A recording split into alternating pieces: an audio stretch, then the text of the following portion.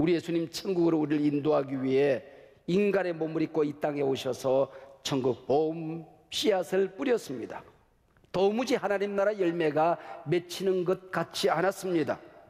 알찬 열매보다는 쭉정이, 배신자, 이탈자, 심지어 적대 감정을 가진 사람들이 날로 늘어나기만 했습니다.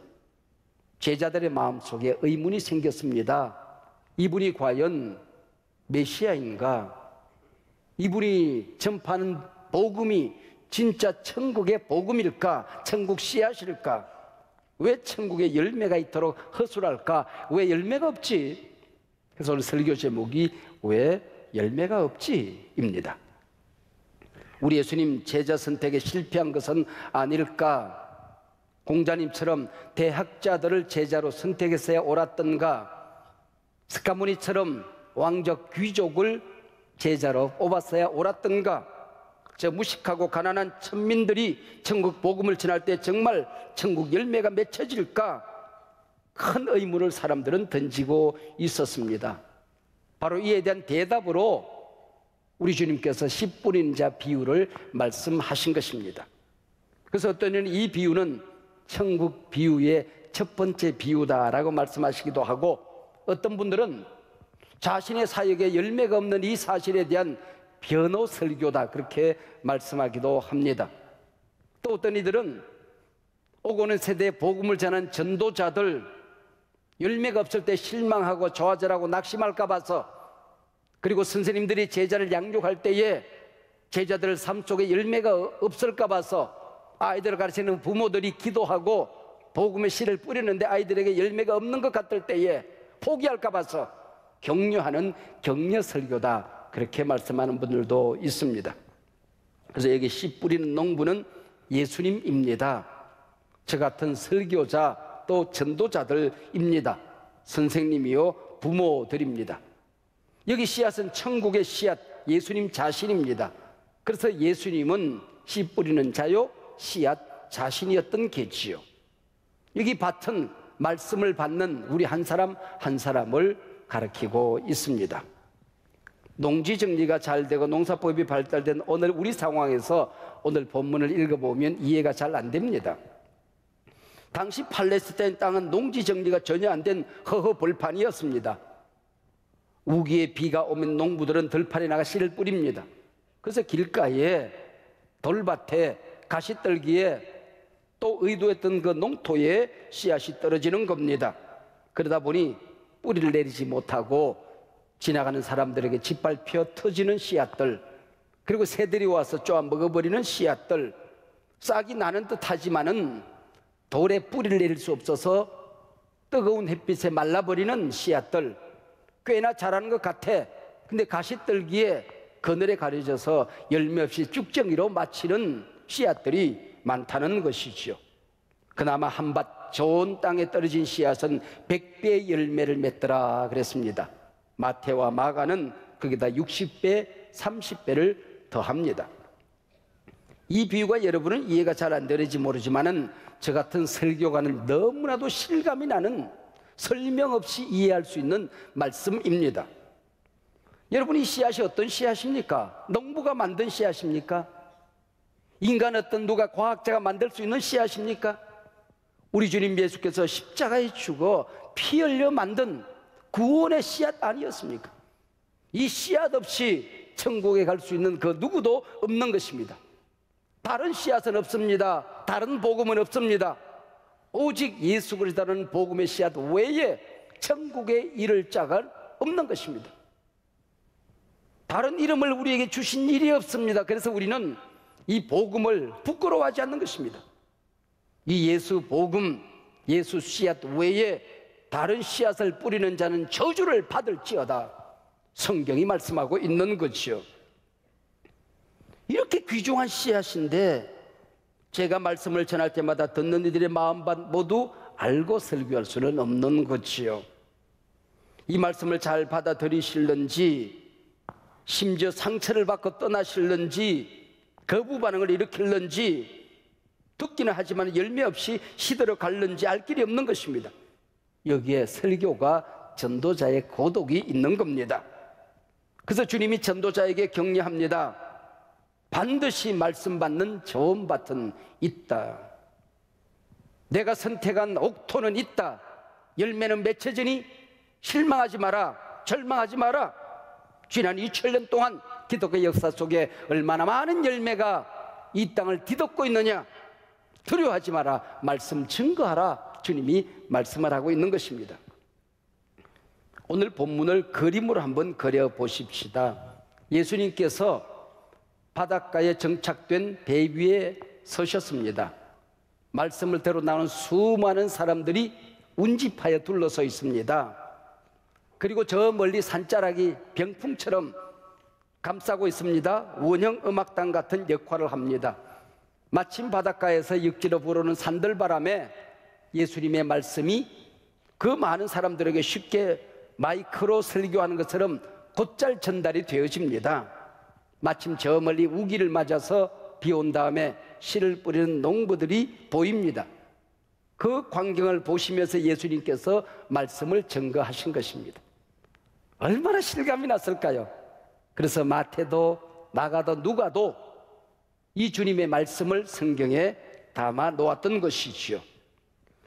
네 가지 밭에 떨어진 씨앗 비유에서 첫 번째는 길가입니다. 길가에 떨어진 씨는 뿌리를 내리기도 전에 사람에게 밟혀 터지고 새들이 먹어버렸다. 여기 새는 마귀라고 해석을 합니다. 그래서 오늘 12절, 마귀는 말씀을 들은 자들이 믿고 구원을 얻을까 봐 들은 말씀을 마음에서 빼앗는다고 오늘 본문이 주석을 달아 놓습니다. 우리말에 비 온 뒤에 땅이 굳어진다는 말이 있습니다. 비가 오면 땅이 물렁물렁해져야 되는데 굳어진다는 것입니다. 오랜 세월 비바람에 굳어졌다 물렁해졌다 반복하다 보면은 딱딱한 땅, 길가가 되어버리고 마는 것입니다. 밭에는 농부나 들랑거려야 되는데 아무나 들랑거리면 길이 되어버리고 마는 것입니다. 아예 밭과 밭 사이에 길이 난 것도 부지기수입니다. 거기 둘러선 사람들 가운데 유난히 두 눈을 초랑거리며 하나님의 말씀 듣는 자들이 있었습니다. 서기관과 바리새인들이었습니다. 믿고 구원 얻기 위해서가 아닙니다. 은혜 받기 위해서가 아닙니다. 흠잡을 데가 없는가? 비판할 구석이 없는가? 그래서 말씀을 듣는 자들입니다. 예수님이 맹인의 눈을 뜨게 합니다. 나병 환자를 고칩니다. 죽은 자를 살립니다. 그런데 이 바리새인과 서기관들은 아니 하나님의 사람이라면 어떻게 안식일에 일을 하지? 저는 하나님이 보낸 사람이 아니야. 선지자가 아니야. 메시아 어림도 없지. 자기 고집, 자기 주장에 반전이 일어나지 않으면, 뒤집어지지 않으면 이건 길가가 되고 마는 거지요. 자기의, 자기 선입견, 이게 역전되지 않고서는 영적 무지로 인하여 열매가 맺혀지지 않는 게지요. 그게 길가밭입니다. 말씀이 자라야 할 우리 마음밭에 농부 되시는 예수님이나 드나들어야 되는 거죠. 근데 우리 감정에, 우리 생각에 잡된 것들이 너무 많이 들랑거립니다. 세상에서 듣는 소리마다 부정적인 것들입니다. 들을 소리, 못 들을 소리 마음밭에 들랑거립니다. 내 마음속에 날카로운 비판이 머릿속에 지나갑니다. 역시 나는 지성적이야. 자기에게 속고 있는 거지요. 길가밭들입니다. 겸손히 낮아져 자신의 마음을 살펴보면 이미 딱딱하게 굳어진 길가라는 것을 알게 되는 것입니다. 특별히 어릴 때부터 교회 열심히 다닌 사람이 이렇게 위험하다는 겁니다. 현대판 바리새인, 현대판 서기관이 나 아닌가 그 얘기죠. 쟁기로 갈아엎기 전까지는 씨를 뿌리도 소용이 없는 거죠. 마귀가 먹어버렸다. 세상 잡된 소리들이 씨앗을 짓밟아 터뜨렸다. 울타리를 둘러서 진작 보호했어야 옳았지요. 무릇 지킬 만한 것보다 내 마음을 지키라는 것입니다. 두 번째, 돌짝밭에 떨어진 씨, 누가복음 본문에서는 바위에 떨어진 씨앗이다라고 말합니다. 씨앗 하나리 농부 손을 떠났습니다. 그리고 자리를 잡았다 싶어서 뿌리를 내렸는데 앞불사 가녀린 씨앗이 바위를 뚫고 내려갈 수가 없습니다. 말라 비틀어졌습니다. 그래서 13절 돌짝밭, 누가복음에 말하면은 바위 위에 있다는 것은 말씀을 들을 때 기쁨으로 받으나 뿌리가 없어 잠깐 믿다가 시련을 당할 때 배반하는 자요.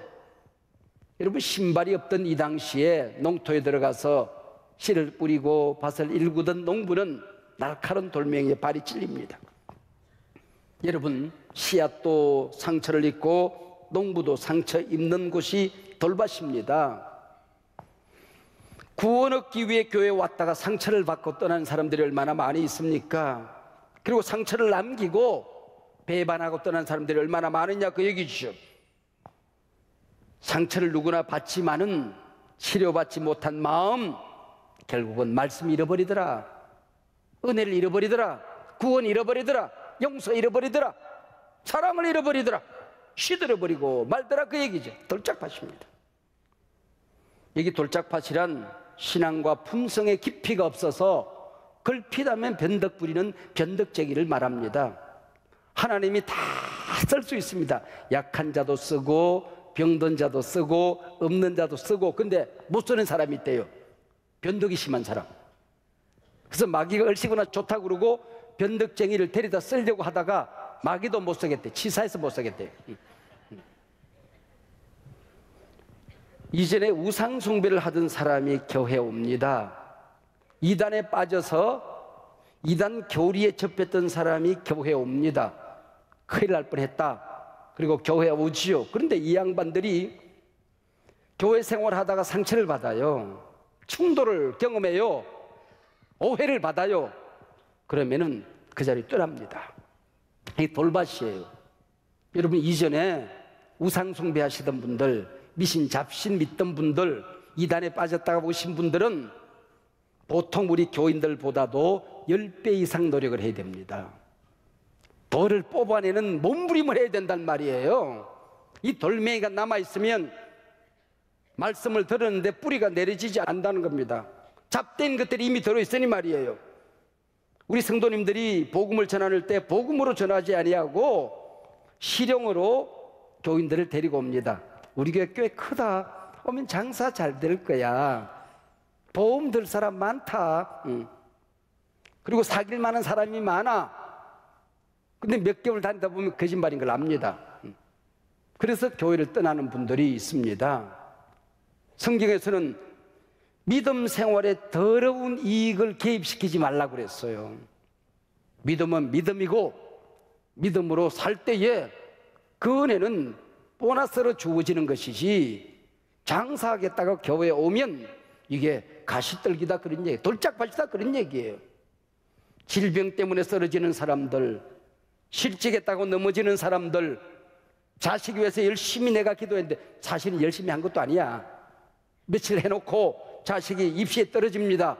하나님 살았느니 죽었느니, 고난이 있다고 오해받았다고 충돌이 일으켰다고 교회 믿음 생활 떠나는 사람들이 있습니다. 돌짝밭, 깊이 없는 신앙이다 그런 얘기죠.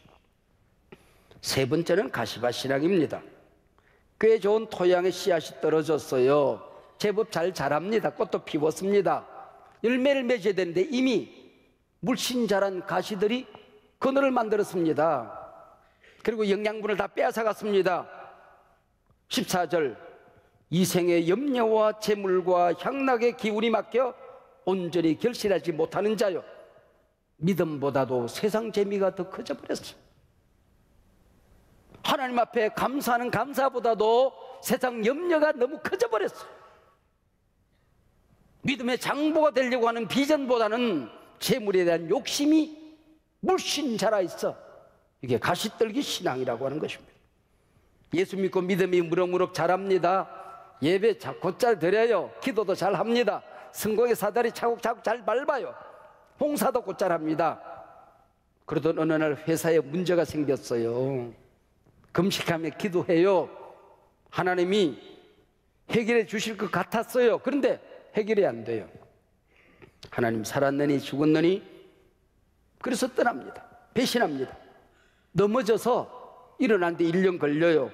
이 생의 염려 때문에 믿음이 자라지 못하는 사람, 세상 걱정 근심거리를 이겨내지 못한 사람, 가시떨기다 그래. 또 어떤 성도들은 잘 나가다가 이게 돈 문제만 부딪히면 시험에 걸려 넘어집니다. 선교회 갔더니 회비내라고 그래요. 시험 걸려서 넘어집니다. 목사님이 참 거룩하고 경건한 줄 알았는데 돈 설교를 다 하네.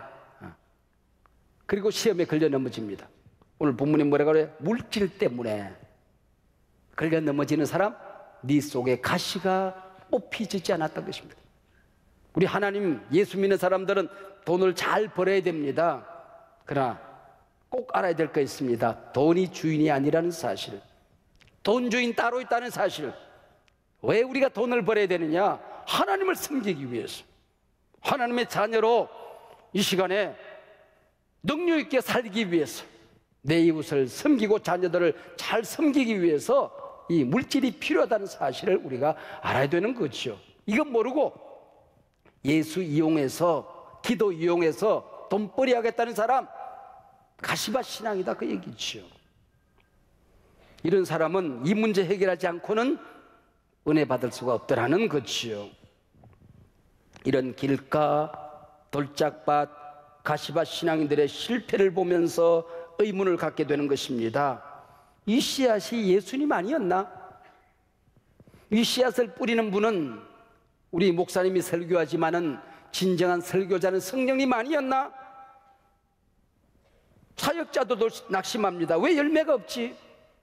성도들도 똑같이 자기 자신을 들여다보며 실망합니다. 왜 열매가 없지? 내게는 이만큼 예수 믿었는데, 이만큼 교회를 섬겼는데, 이만하면 직분을 무겁게도 가졌건만 왜 내 믿음은 성장이 안 되는 것일까? 내 품성, 내 인격, 내 언어 생활, 내 인간관계 항상 요 모양 요 꼴인 게 왜 그렇지? 거기에 대한 대답이 오늘 본문의 내용입니다. 행여 네가 딱딱한 길가 아니냐 그 얘기예요. 네가 아직도 돌 뽑아내지 못한 돌짝밭 아니냐 그 얘기입니다. 세상 염려, 근심, 걱정, 물질 우선, 세상 재미가 너무 커진 가시밭 아니냐 그 얘기입니다.